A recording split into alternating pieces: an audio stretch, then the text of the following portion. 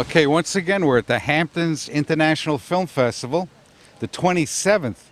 And to think we were at the first one way back when, and it was a lot different then. But we're here, it's more exciting, better films. They're in color, too. It's really terrific. But enjoy the festival.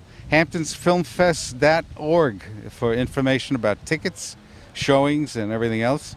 We'll be bringing you artist interviews, filmmaker interviews, and a lot of the excitement behind the scenes here at the Hamptons International Film Festival.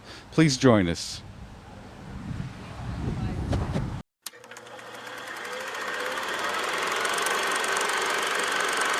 I'm here at the VIP line. Everybody keeps getting These free people here are all tickets except for us. celebrities. And These everybody people have keeps given up getting their tickets, so you're here because you're an avid film lover, right? Yes, I am. I am. But everybody's gotten free tickets but us. Is that right? Yeah. Oh, that's terrible. That's not good. That's not good. It's hard to get it. Columbia University. Is that a Columbia University hat? Yeah. That's terrific. What year did you graduate? I didn't graduate. You didn't? Oh. My son did. Oh, your son. So I figure, Gotta wear the hat. Yeah, I know. I just paid my eldest son went to Tisch and graduated 2007. yeah, congratulations. And I paid his student loans a while ago. So he went and he bought a house. So he says, Dad, I got a mortgage. My credit rating is terrific. I said, that's good. Good. Thanks to you. Yeah. It's really horrible. But that's, I didn't beat him enough, I think. That was the That's issue. always the answer. So Columbia's a great school. Yes, I he's a went Columbia there, too. Oh, grad. really? Yeah. Terrific. Yeah. What department? Social work. Oh, social work. Yeah. That's a rough department. Very rough. But real estate's harder. I feel I have more stress in real estate than I did with. Really? I work with schizophrenics. I work with drug addicts. real And that was, estate? no. Oh, maybe, but they don't announce. Those are the brokers. Those are the whole. yeah, those the are whole- the brokers. You're right. This is all preparation for meeting me, right?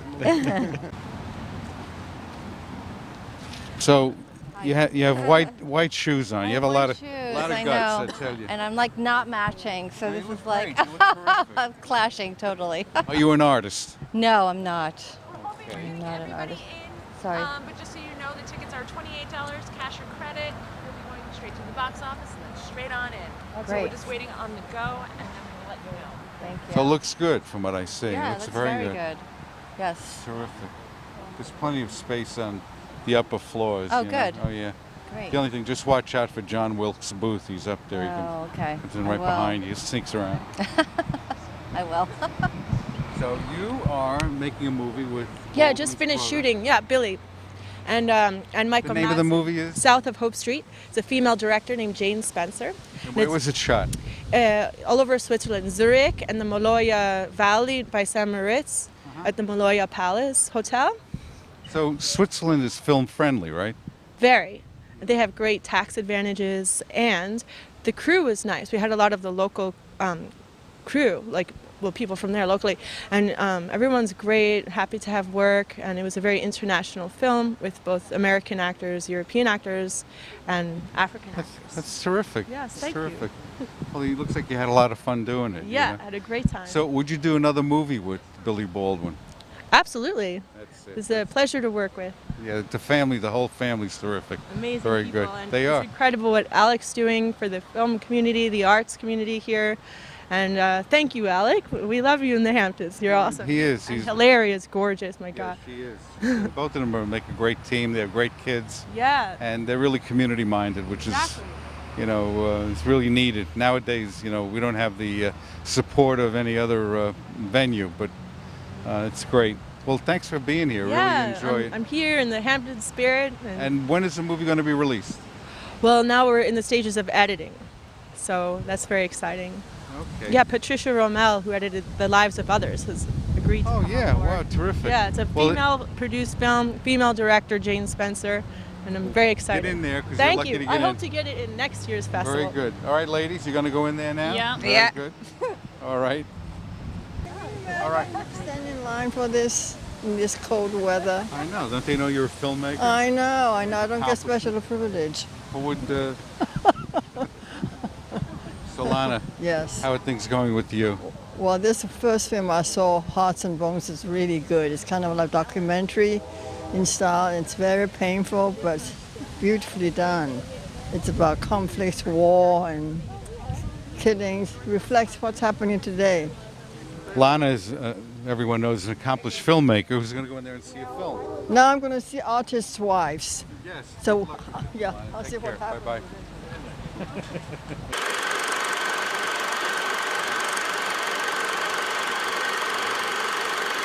Well, we have the pleasure of doing our interviews here at the 1770s house right here on Main Street, right in front of all the action is right here.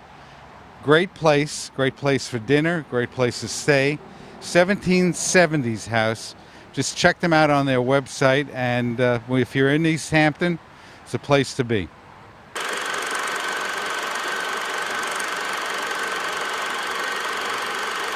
Hi everybody, I have the pleasure. He's a good friend of mine. I know his wife, knew his mom and his dad, wonderful family, traditionally documentary film family. And John Breen is here, and he's the executive producer, the director, and good friend of the subject of this movie, 3 Days and 2 Nights. Correct. Welcome, John. Thank you. Nice to be here with you, Greg. And we're very, very pleased to be showing 3 Days, 2 Nights to the Hamptons community. And this is my hometown. I live in East Hampton, and I've got 40 years of friends and family. I met my wife here, and so I couldn't be more pleased with being able to share this film with the Hamptons community. And my the two featured characters in the film, Mark and Andy Godfrey, are equally pleased to be showing it here. They're very They're excited. longtime friends of yours and your family, right? They're longtime friends since I was 10 years old. We met in 1972, 71 maybe. Wow. Yes, So around the ages of your sons. I mean, Correct. A little younger. I was probably, when we met, I was probably 8 years old, 7 years old, and then they left Houston after the plane crash in 1974. So I was 10 when that happened and when they left. But fortunately, we were close. We kept in touch over the years, and we've remained close. So it's really great to share this with them. It's a beautiful motion picture, beautiful documentary, and it's compelling, especially if you're a brother or a father of sons, and the home movie section of that thing was really the archival footage that you had, and your brother-in-law Jojo Pennybaker was helpful in putting things together, but you get that flavor of handcrafted documentary film, beautifully done. And you did, I guess I'm going to say this as a former therapist, you did therapeutic work for the subjects as well, because in seeing the movie, it must have been like a cathartic release for them to see it, because they haven't really discussed this for years. I mean, it was a magazine article that provoked you to think about it again. And but when you put it together, and the viewers watching this are going to really feel heartfelt empathy towards the characters there. It's really something. So let me first, you'd mentioned Jojo Pennybaker, and Jojo was the director of photography for the film. He shot the film, and he did an incredible job. I mean, a wonderful, wonderful job. He's incredibly talented, and was very lucky to have Jojo on the film. And yes, what you were discussing about the archival footage, the way it sort of acted as a therapeutic tool for the brothers is really true. They didn't talk about this even between themselves for probably 35 to 40 years. Wow. And other than like just a few canned responses here and there, and so there was a purging for both of them, and I think it was a burden keeping that inside them for so many years, and I think it probably prevented them a bit from healing, and from kind of confronting it and moving past it instead of holding it inside themselves. And I think if there's one thing that I have to say that's really incredibly rewarding for me is just forget about the film itself and what happens in the film, but in their just regular day-to-day lives, they're different people. You know, Mark, the older one, is it's like he's just a much more open person. You can see I think he has sort of these protective mechanisms that he put up to deal with that and with sort of people's curiosity about it. But I think he needed to release. He needed to get rid of some of those things. He was carrying a burden around for many, many years, to the point that he didn't even discuss it with his wife. I remember during one of our film sessions, he was saying some stuff, and his wife looked over, and she was off camera and said, I can't believe you've never told me that. Mm-hmm. So it just, you can just see they're more relaxed, they're more open. I think they've come to terms with what happened to them, and I think it's, you know, they smile a lot easier, for sure. And obviously, you know, they went on and rebuilt their families, each have their, you know, wives and 4 kids, and but even through all that, I think there was still something inside them, and I think it allowed them to release it. You carry that child in the right head. Forever. And I think it's one of the things we were trying to. I'm going to segue into what you were talking about, the archival footage we have in there. It was very difficult to edit this film because of, you know, we had the past and we have the present. We have their family in the past, their new families now. We had to somehow make sure, get all this integrated without confusing people, really. And I think what the archival footage does is that it allows you to watch it in the present and to be with them in the present, but also be part of their childhood as well. Mm-hmm. And I think what that's done, at least the feedback that I've gotten from audiences, is that it's moved the audience to consider their childhoods, their lives, right, their adulthood. It moves them to think about their relationships and the choices they've made in their lives. And because of that, there's this nostalgic sort of ring to the film that I think people identify with. And certainly, I know that Mark and Andy, while we were making the film, you know, it allowed them to really kind of think back on their childhoods and sort of what their dreams were, and to think, you know, hey, did that crash, did that one incident in my life, did that somehow change what my dreams, what my hopes and ambitions were when I was a child? And I think it was positive for them, and frankly, I think it's been a positive thing for the audience as well, the people that see it. When he described, I guess the best thing to do without tipping off the whole enchilada here is to give the viewers at home that haven't seen the movie, sort of to pique their interest, sure, what the storyline is. So this is a plane crash survival story. That's certainly what it is on the surface. It's something that happened in 1974. So this is a 45-year-old story. And Mark and Andy Godfrey were in a plane crash in 1974. Their parents, brother and sister, perished in the crash. They were left on a mountainside in Colorado for 3 days waiting to be rescued. They were rescued. Their aunt and uncle took them in as orphans and raised them. And then they went on with their lives. They went to college. They started jobs, just trying to live as normally as possible, with Mark especially not wanting people to focus on his handicap, his disability. He wanted to be treated just like anybody else. He's a double amputee. He's a double amputee. But he was I was thinking about letting people see that in the film. Okay. But Right.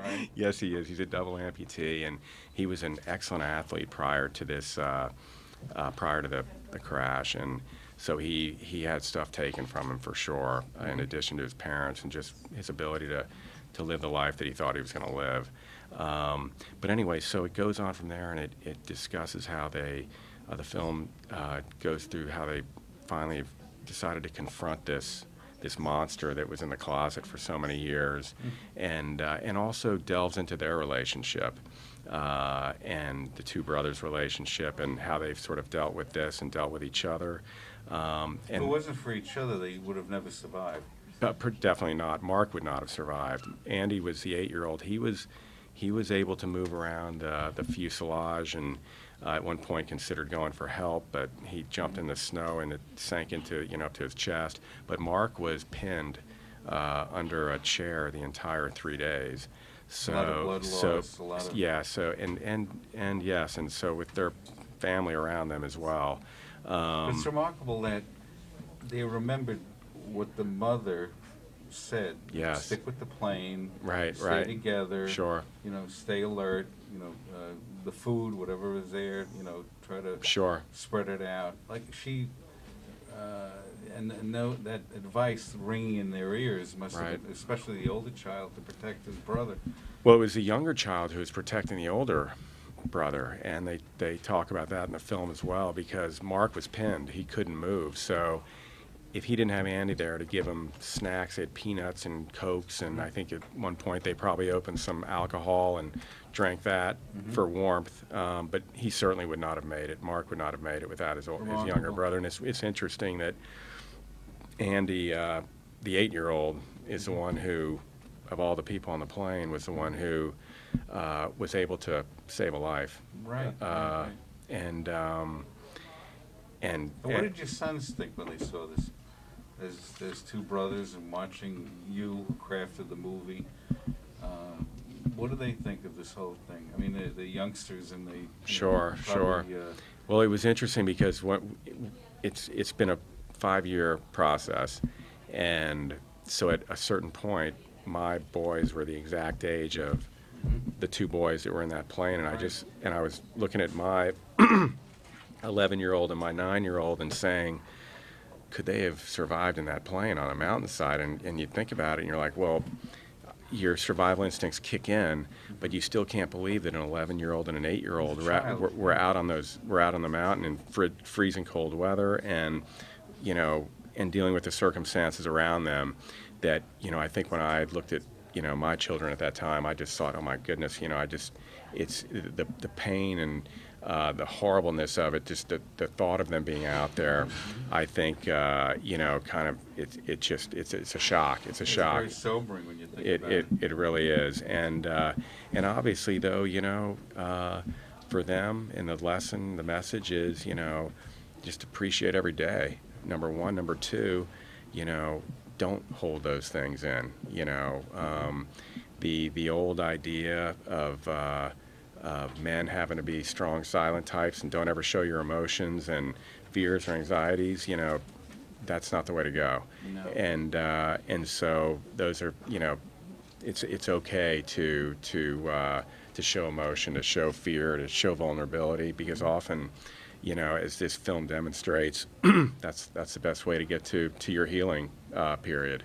And I think that these guys needed to do that themselves, and in order to heal.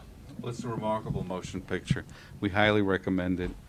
I enjoyed watching it, and there's a little thing when you're looking at the end credits that I'm going to have the viewers think about, because there's a little treat that you put in there. Yes, I do. And we won't reveal it, but keep your eyes open, and if you're a fan of looking at the credits, it's really remarkable to see it, and it kind of sort of typifies where you were at that stage, and how that story stuck with you. Yes. And your friendship.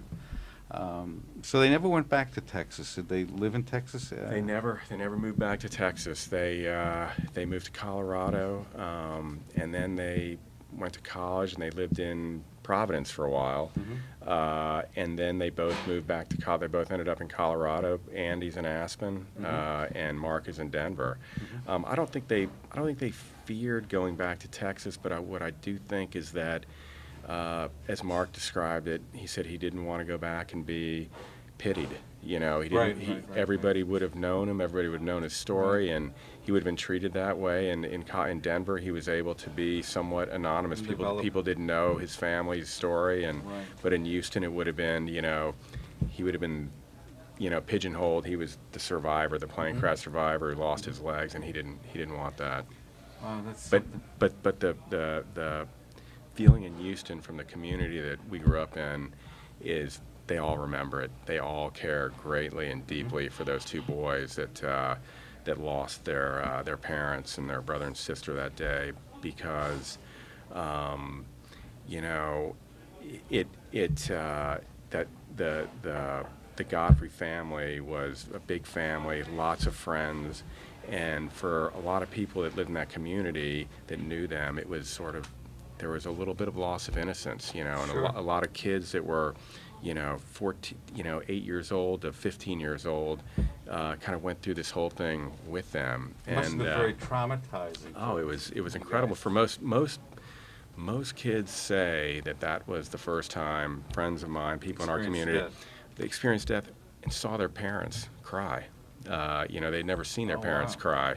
And Your parents were close friends? my parents were very close friends, yes. Yeah. And I would say it was probably our first friends. We moved to Houston from New York in 1970. So I would say my mother's first close real friend was their mother.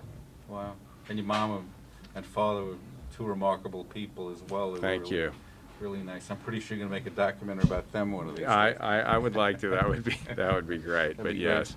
But it's wonderful. I'm really proud of you. I think that it's a beautiful thing. And you know, whenever we experience tragedy, loss of any kind, even natural loss, it's painful. Sure. But as a child in trouble, it's like the worst thing to show, especially on film. It sure is. Because you really don't want to put any children in that type of jeopardy. But this is a heroic, cathartic It is. message in your movie.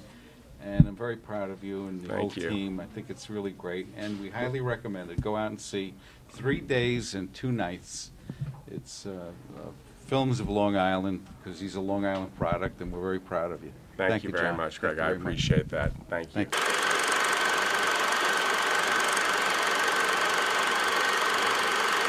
So we have a short film that is exceptional, and it's from, what country is it from? From Poland. Poland. Ah, delicious. The director here, Aleksandra, And Marta, the executive producer of the film. executive producer. Excellent. And the film is called Connected, and the Polish name of it is Połączeni. It means connected. Connected. Poentiny. Is that close? No. No. Not even close. Not even. So I shouldn't work for the UN to try. They'd get in trouble, right? Yeah. So moving away from that, this movie is an exceptional story of basically survival, right? Would you say? Yeah, I could say that. The main protagonist is Krzysztof. He's in his old 50s, late 50s, and he is blind, fully blind. But he managed to follow his passion, and he's skiing with a guide, and his guide is his wife. Wow, that must be very difficult to do. I mean, I've seen people, with vision disabilities like skydive and different. But how do you manage to ski? Because don't you have to look at the topography to determine where you're going to go? Well, you feel the balance that you go down, and then you have the headset, and you can hear your guide telling you right, left, stop, or be careful, there are moguls. So it's all about feeling and all about putting all the trust to the other person. Okay, I know that because when I drive, my wife does that. She says left, right, straight, you're going to crash, that type of stuff. Yeah. So I can drive blindfolded, I think. Yeah. But what made you make the movie? What was the motivation? Well, my inspiration was my sister, because we were skiing together since we were small, and she had a suspicion of glaucemia. So I got really afraid that she will lose her sight and we won't be able to ski. I did research, and this is how I got to know that you can ski blind, but you need a guide. My sister had a medical treatment and she's all well. She can ski and she can see.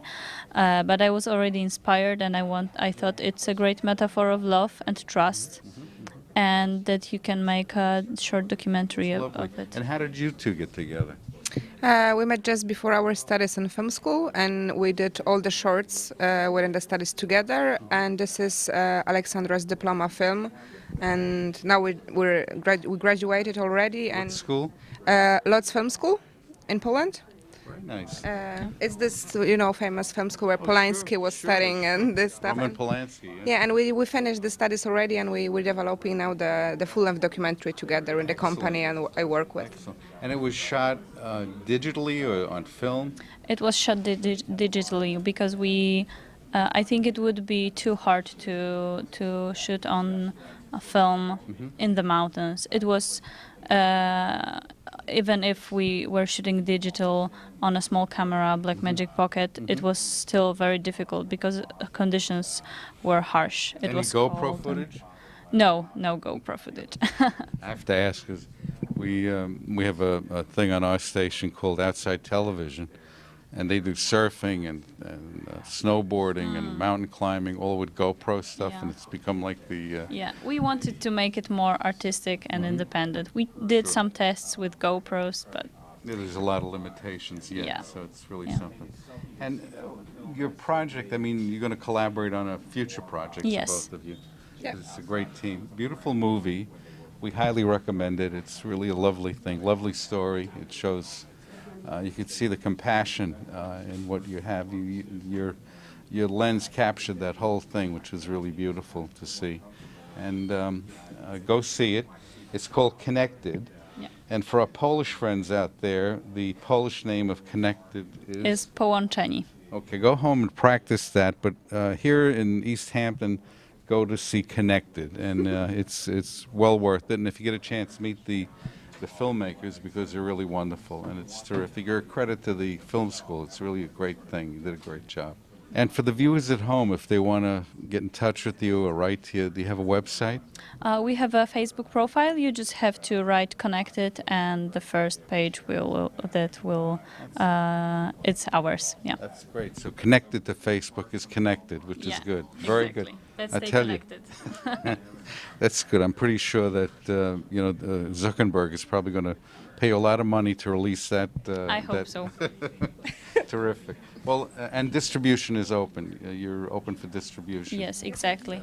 That's good. So if there's any people out there with a lot of money and they want a good movie or a movie to sort of use as an audition piece for something major, Yeah. here they are. They're two young filmmakers and they can do the job. That's terrific. And they're good in snow too, which is not easy. Yeah. We can work in harsh conditions. I know. Well, here they are. I wish you the best of luck and thank you Thank for being you on very our air. much. Thank you, dear.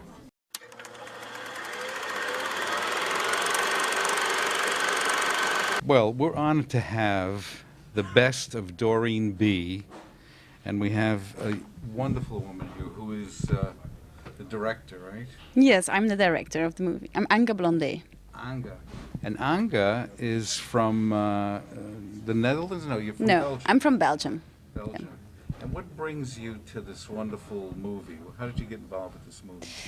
Well, actually, it all started when a producer asked me whenever I wanted to make a feature film, just to come up to him. And so I was like, okay, yeah, great, let's do that. And no, I was making shorts, and we made a short together. And then later on, I developed a story that was based on my own emotions. When I was like 32 or something, and I had like this fallback in life, and everything came on to me like in the same time. And I had this total feeling of abandonance, like nobody was around me that supported me anymore, just for a while. And so I started to think things through, and I started to reconsider the choices I made in life, and that's the emotion what the movie is based upon. So it's truly autobiographical. It's not autobiographical, but it's personal, as in that these emotions I had are sometimes maybe the emotions of my character, but not in a totally different way, with totally different setting and totally different characters around her. Now, were you formally trained in motion pictures? Did you go to film school, or did you? Yeah, I did go to film school, and then I directed some theater plays, and then I did some shorts, and then I worked for a casting director for a while, and then I started to direct like properly, like now. That's terrific. You had quite an experience, and you're a young woman. It's like. I'm not that young. You're not that young. But shh, it doesn't matter. Okay. But you sure fooled me. So New York premiere. Give the viewers at home, without getting the whole plot away, but give him an idea what the movie is about. Yeah, well, as in the title, the name Dorien, she's the head character. She's the main character. It's actually a portrait about her. She has a seemingly perfect life with 2 children, a loving husband, and a thriving veterinary practice. But that falls a bit apart after she reads an article in the local newspaper about anonymous news about a black hole on the horizon. Then things start to fall apart, and amongst them are some devastating setbacks, like fallout of an affair, her parents' divorce, and some bad news in the hospital.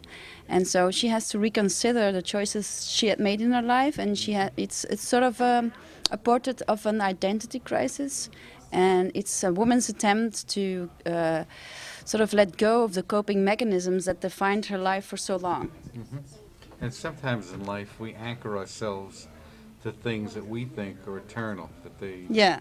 And all of a sudden, when the apple cart is disrupted, yeah, you say, well, what am I going to do? Yeah, do I throw everything away, or do I shoulder the responsibility? It's about that cross point in your life, actually, and it's a dramedy, so it's with a lot of humor in it as well, because I think humor is very important in life. It is. Now, do you have a distributor? Not in the States, not yet. But so it's open for distribution, yeah. which is good. So if any of our viewers who are distributors out there, this is open. Yes. And it's feature length, right? It's 106 minutes, I think. 106 minutes. And it's beautifully shot. The cinematography is exquisite. And the story is compelling. And it's really a great thing. And being here at the film festival, I mean, we're early, it's the first day in. But it's the possibilities of networking and of finding, maybe the elements of your next project. Yeah. I mean, do you have a next project in mind? Yeah, I do. It's called Dust. Dust. And the screenplay is finished. And it's about 2 entrepreneurs in Flanders that were like the founding fathers of the language technology. But they sort of totally messed it up. They sort of, they really got accused of fraud.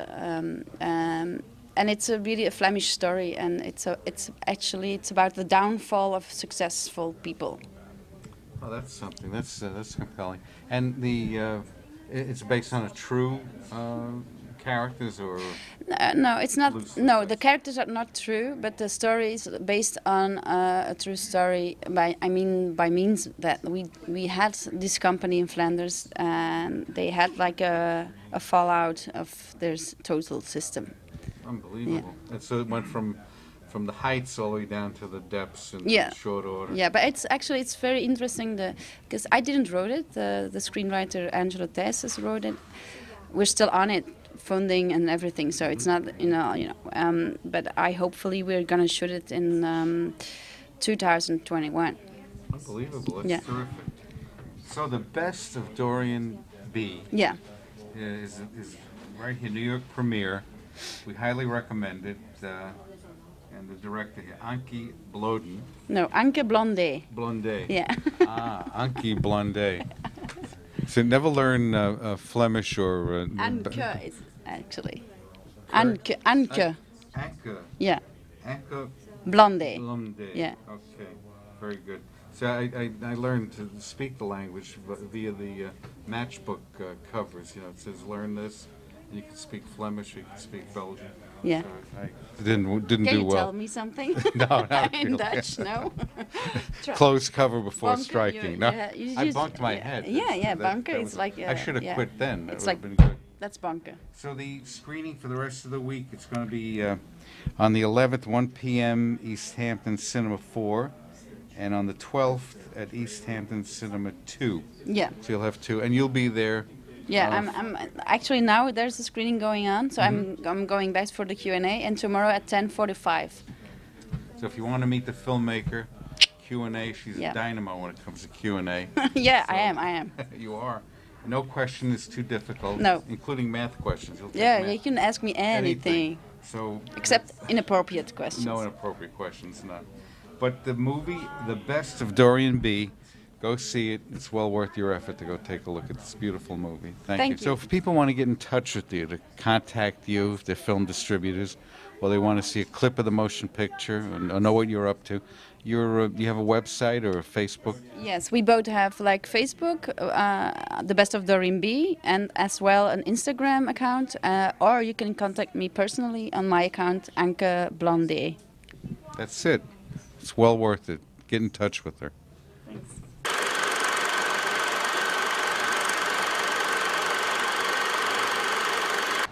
We're here at the Hamptons International Film Festival, number 27, WVVH-TV. I'm Greg Shamizi, and join us tomorrow for another action-packed day of artists and filmmakers interviews. And if you're interested in the films, visit hamptonsfilmfest.org, and you'll learn all about the films. You'll get a synopsis of everything, and there are plenty of tickets available, so come on down to East Hampton. We'd love to have you.